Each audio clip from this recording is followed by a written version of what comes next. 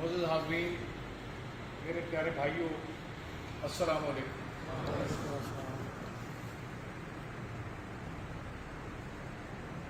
نعت شریف تلاوت کی گئی، پڑھی گئی، تو مجھے خیال آیا کہ علامہ اقبال نے اپنی کتاب مرتب کر رہے تھے تو اس میں ایک ربائی انہوں نے لکھی تھی نبی کریم صلی اللہ علیہ وسلم کی تعریف میں۔ وہ ربائی مرتب کر رہے تھے اور آپ کے ڈویژن کے ڈیرہ غازی خان کے ایک رمضان عطائی صاحب ٹیچر، مجھے یہ سعادت حاصل ہوئی کہ جب میں ڈیرہ غازی خان میں تھا تو رمضان عطائی صاحب کی قبر پہ میں گیا تھا فاتح خانے کے لیے۔ رمضان عطائی صاحب نے کہا کہ میں نے آپ کی یہ ربائی سنی ہے، آپ یہ مجھے گفٹ کر دیں۔ حضرت علامہ اقبال نے ان کو واپسی خط لکھا، انہوں نے کہا یہ میں مرتب کر رہا تھا، اب میں یہ آپ کو گفٹ کرتا ہوں۔ وہ ربائی یہ تھی کہ تو غنی از ہر دو عالم من فقیر، اے اللہ تو غنی ہے، مجھے کسی چیز کی کمی نہیں ہے، میں فقیر ہوں۔ روز محشر ادھر آئے من پذیر، اے اللہ محشر کے وقت میرے عذر سن لینا، میرے ڈیفنس سن لینا۔ میں نے اگر کوئی گناہ کیا ہے تو اس کی کوئی وجہ اگر کوئی اس کی پیش کرنا چاہوں تو وہ میری سن لینا۔ میں انسان ہوں، میں کمزور ہوں، مجھے تم نے جیسے بنایا ہے۔ پھر فرماتے ہیں کہ در حساب امرا تو بینی ناگزیر، اگر پھر بھی تو چاہے کہ میرا حساب لینا ضروری ہے، از نگاہ مصطفیٰ پنہا بگیر، پھر میرا حساب لینا، لیکن محمد صلی اللہ علیہ وسلم کی نگاہوں سے اچھل کر کے میرا حساب لینا، تاکہ میرا نبی میری وجہ سے شرمندہ نہ ہو۔ سبحان اللہ۔ یہ اتنی بڑی بات تھی۔ اور مرزا اسد اللہ خان غالب جن پہ بڑے الزامات لگے، میں سمجھتا ہوں وہ ایک شعر کی وجہ سے، ایک نعتیہ شعر کی وجہ سے اس کو معافی مل جائے گی، میری اللہ تعالیٰ سے توقع ہے۔ انہوں نے شعر لکھا ہے کہ غالب ثنائے خواجہ بیزداں گزاشتے، غالب نبی کریم صلی اللہ علیہ وسلم کی جو تعریف ہے وہ میں اللہ پہ چھوڑتا ہوں۔ ذات پاک مرتبہ دان محمد است، کیونکہ وہی ذات ہے جو حضرت محمد صلی اللہ علیہ وسلم کا مرتبہ جانتی ہے۔ تو یہ نعت سن کے میری ذہن میں یہ باتیں آ گئیں، تو خوبصورت نعت پڑھی گئی۔ آج کی یہ جو تقریب ہے یہ ایسی تقریب ہے جس کو انگلش میں لفظ میلنکلی کہتے ہیں، اداسی کا۔ میں آج جج صاحبان بھی کچھ یہاں سے ٹرانسفر ہوئے ہیں، تو جدائی کے لمحات میں ہمیشہ آدمی کو تھوڑی سی اداسی ہوتی ہے، لیکن مجھے جو اداسی زیادہ ہو رہی ہے، حالانکہ تھوڑا عرصہ میں نے گزارا ہے، وہ عبد الخالق صاحب سے جدائی کی ہو رہی ہے۔ ان کو سب سے پہلے میں مبارکباد پیش کرتا ہوں کہ انہوں نے باعزت طور پہ اور ریسپیکٹ کمانڈ کرتے ہیں، یہ ریٹائر ہو رہے ہیں۔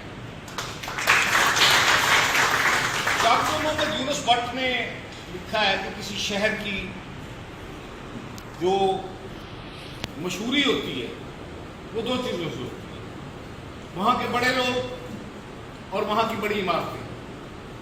لیکن فرق یہ ہے کہ بڑی عمارتیں دور سے چھوٹی نظر آتی ہیں، قریب سے بڑی نظر آتی ہیں، اور یہ جو بڑے انسان مشہور ہوتے ہیں یہ دور سے بڑے نظر آتے ہیں، قریب سے چھوٹے نظر آتے ہیں۔ اب اسی بات کو اگر میں آگے چلاؤں تو بات عبد الخالق صاحب تک پہنچتی ہے۔ یہ وہ انسان ہے جس کو ہم بجا طور پہ ایس او صاحب نے کہا کہ میں ان کو چھوٹا ملازم نہیں کہتا۔ یہ آپ میں سے جو بھی جن کو دنیا کہتی ہے کہ یہ چھوٹے ملازم ہیں، وہ غلط کہتی ہے۔ میں جب بھی بات کرتا ہوں میں یہ عرض کرتا ہوں کہ آپ لوگ ہم سے بہتر ہیں۔ اس کی وجہ یہ ہے کہ آپ میں ذمہ داری کم ہوتی ہے، اور جتنی ذمہ داری ہوتی ہے اگر اس کو آپ احسن طریقے پہ انجام دیتے ہیں تو پھر آدمی سرخرو ہو جاتا ہے۔ میرا کچھ تھوڑا سا تعلق کیونکہ فورسز میں بھی کچھ میرے ریلیٹیوز ہیں، مجھے میرے ایک رشتہ دار بتا رہے تھے کہ جی وہاں پر جو ایئر فورس ہے اس میں کوئی پرانا ملازم ہے اور وہ آدمی وہ جو ایئر چیف ہے اس کو ڈانٹ دیتا ہے. اس کے پاس اتنی مورل اسٹرینتھ ہے اور وہ سب بچے ہوتے ہیں جو ان کے ہاتھ میں پلے ہوتے ہیں تو ان کو بھی ڈانٹ دیتے ہیں اور وہ ریسپیکٹ کمانڈ کرتے ہیں اپنے کردار سے.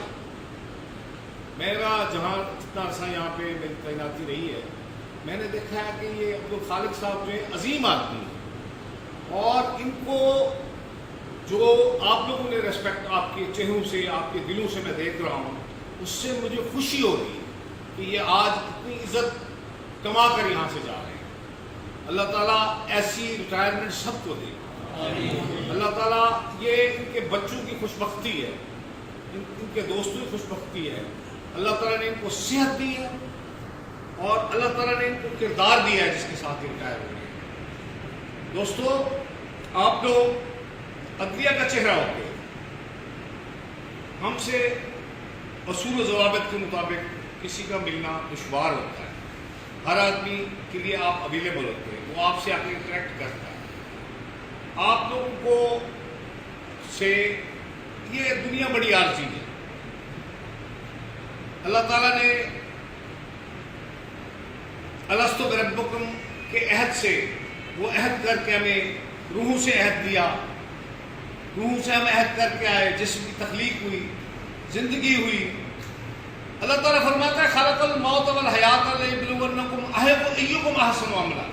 میں نے موت کو اور حیات کو اس لیے بنایا ہے کہ دیکھوں تم میں سے نیک عمل کون کرتا ہے. تو اس لیے ہم سب کو یہ کوشش کرنی چاہیے کہ ہم اپنے ادارے کی نیک نامی کا سبب بنیں. جو آدمی کرنسی نوٹوں کے لیے کام کرتا ہے اس میں اور گندگی سے کچرا کاغذ چننے والے میں کوئی فرق نہیں. بڑی عارضی زندگی, بڑی مختصر زندگی. اور اپنی زندگی کے لیے جب میں نے سوچا, جب میں غور کرتا ہوں کہ اللہ تعالیٰ نے دنیا کیوں تخلیق کی ہوگی جو میری ناقص رائے بنتی ہے. اللہ تعالیٰ نے خود بھی فرمایا ہے کہ میں نے چاہا کہ میں اپنی پہچان پیدا کروں, پہچان کروں, میں اپنے آپ کو پہچان کروں. لیکن جو میں اس کا مطلب سمجھتا ہوں وہ یہ ہے کہ جو مستشرقین ہیں, جو لادین ہیں, وہ یہ کہتے ہیں کہ اللہ تعالیٰ اگر ہوتا تو کہیں نظر آتا. یہ تو ایک نیچر ہے, یہ ایک کارخانہ ہے, یہ ایک مشین ہے جو چل پڑی ہے. اللہ تعالیٰ نے اس کو فرمایا ہے. اللہ تعالیٰ نے فرمایا کہ آپ لوگوں کو میں موسیٰ علیہ السلام تاب نہیں لا سکے اللہ تعالیٰ کے پہاڑ پہ جب انہوں نے جلوہ ڈالا تھا. اللہ تعالیٰ کی تخلیق کا مقصد یہ ہے کہ ہم نیک اعمال کریں, نیکی کریں. اور اللہ تعالیٰ نے جنت میں یہ بشارت دی ہے کہ جب سب چیزوں سے آپ سیر ہو جائیں گے تو اللہ تعالیٰ ہمیں اپنی زیارت نصیب فرمائے.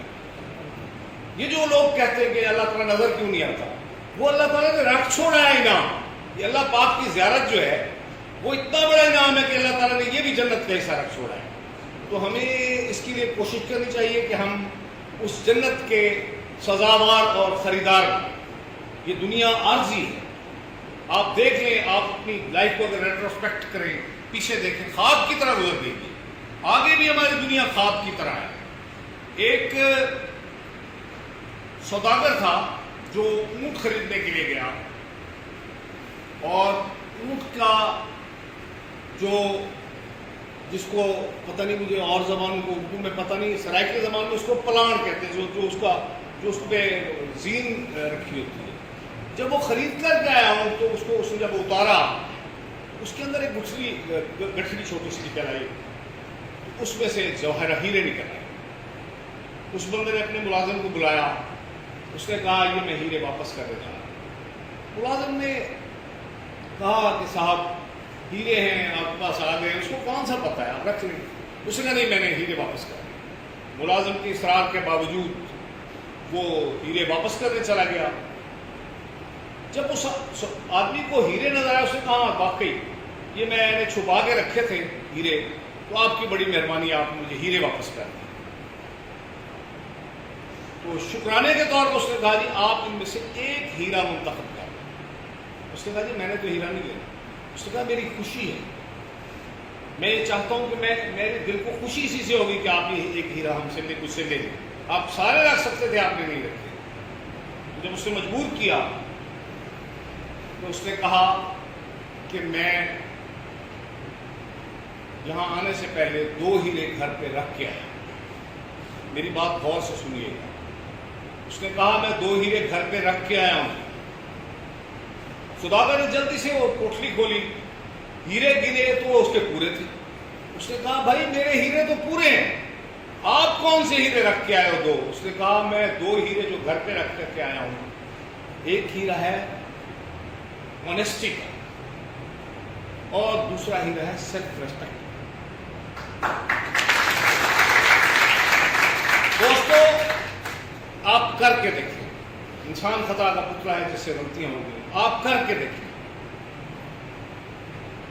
دیانتداری سے بڑا کوئی نشہ نہیں ہے دنیا میں, اس سے زیادہ بڑا کوئی نشہ نہیں ہے. آپ اس نشے کو انجوائے کرتے ہوں گے, میں یقین کرتا ہوں. اس نشے کو انجوائے کر کے دیکھیں, اور آپ کی دعائیں جو قبول ہونے کی شرائط ہے اس میں سے ایک شرط ہے آپ کا رزق حلال. رزق حلال کی جو برکت ہے وہ آپ کی کوئی سائنس جو ہے اس کو, سائنس میں ایک چیز ہوتی ہے فزیکل چیز, کاز اینڈ ایفیکٹ, اس چیز کی یہ ایفیکٹ ہوگا. ایک ہے میٹا فزکس, جو فزکس سے مابعد طبیعت اس کو کہتے ہیں. میٹا فزکس کا سائنس کو پتہ نہیں ہے, وہ اس سے باہر نکل جاتا ہے. وہ برکت ہے, وہ اللہ کا فضل ہے. امام غزالی نے کہا ہے کہ آپ کاز اینڈ ایفیکٹ کو بے شک مانیں. کاز اینڈ ایفیکٹ ٹھیک ہے, لیکن اس میں ضروری ایلیمنٹ ہے اللہ کا کرم, اللہ کی منشا. اس لیے میں آپ سب دوستوں سے توقع کروں گا کہ آپ ایسا نام پیدا کرنے کی کوشش کریں جیسا نام پیدا کر کے یہ عظیم آدمی آج ریٹائر ہوتا ہے. یہ بہت بڑا انسان ہے. ہمیں یہ ساری عزتیں اس آدمی کے لیے وقف کرنی چاہیے, اور جس نے اپنے کام میں آپ کو بتا دوں کہ میں کوشش کرتا ہوں, میں یہ نہیں کہتا میں وقت پابندی, میں کوشش کرتا ہوں کہ وقت پابندی کی ہے. ایگزیکٹلی 7:12 پہ جب میں ڈیلی, جب سے میں آیا ہوں 7:12 پہ میں ٹچ چیک کرتا ہوں, جو سیشن ہاؤس کا پچھلا دروازہ ہے اس کو کھول کے دیکھتا ہوں, تو ایگزیکٹلی اس وقت عبد الخالق صاحب خود چل رہا ہوتا ہے. اس بندے کو کوئی کسی نے ایجوکیٹ نہیں کیا, اس نے کوئی کسی مدرسے سے تعلیم حاصل نہیں کی, کسی یونیورسٹی کا پڑھا ہوا نہیں ہے, لیکن اس کی پنکچویلٹی دیکھیں, اس کی ڈیڈیکیشن دیکھیں, اس کا اپنے کام کے ساتھ جو, میں تو کمی محسوس کر رہا ہوں کہ کل سے میں نے بابا ان سے گزارش کی ہے کہ یار آپ ایک مہربانی کریں, جب تک میں یہاں ہوں آپ روز تشریف لایا کریں. اللہ تعالیٰ ان کو سلامت رکھے, اللہ تعالیٰ اس کو صحت کی بادشاہی عطا کرے, اللہ تعالیٰ اس پہ رحمتیں کرے, ہم سب کو بھی اس کی راہ پہ چلنے کی توفیق عطا کرے. آپ سب سے یہی توقع کرتا ہوں کہ میں, چھوٹی سی بات اور یاد آ گئی ہے, میں جب وکالت کرتا تھا تو ایک دن ایک جج صاحب کا تبادلہ ہوا. جب تبادلہ ہوا اور وہ جج صاحب تشریف لائے بار روم میں, تو میرے سمیت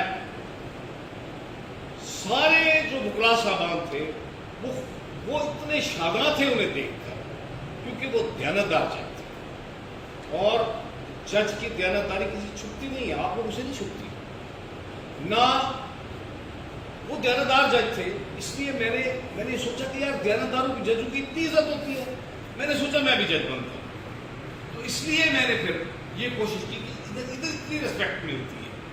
تو آپ بھی, میں آپ سے گزارش کرتا ہوں کہ اس نشے کو انجوائے کرنے کی کوشش کریں. دیانتداری سے بڑا کوئی نشہ نہیں ہے, اس نشے کو انجوائے کرنے کی کوشش کریں.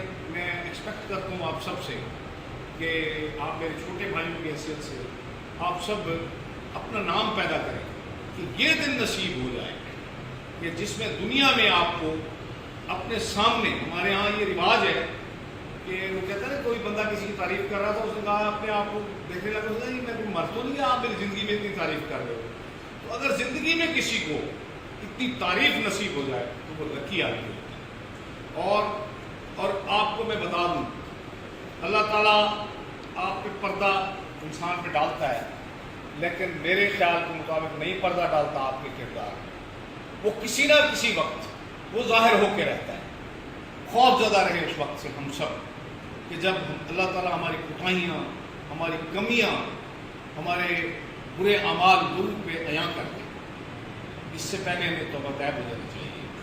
بہرحال آپ سب نے بڑی مہربانی کی ہے. آپ نے اپنے ایک ساتھی کو جس طرح سے آج الوداع کہہ رہے ہیں، میں آپ سے بہت خوش ہوں.